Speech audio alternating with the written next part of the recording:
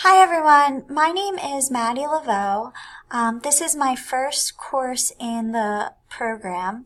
I decided to start this program because I absolutely love using instructional technology, and I'm looking forward to learning new strategies for e-learning and adult learning. Currently, I am a teacher. I teach middle school English in Washington Township, New Jersey. I've been teaching for about 10 years. I also earned my master's from Wilmington University in school counseling. I realized that wasn't exactly what I wanted to do, so then I got my supervisor certification from Rowan University, and now I'm hoping that maybe this course will help me make a transition possibly into corporate training, or maybe towards building online curriculums at the university level. I'm just excited to be involved in the program.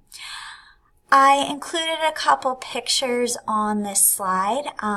The one to the top right is a picture of me and my fiance and my dog Miles. I'm getting married in April, so that's pretty exciting. The other picture is of me and my fiance at a national park in Utah.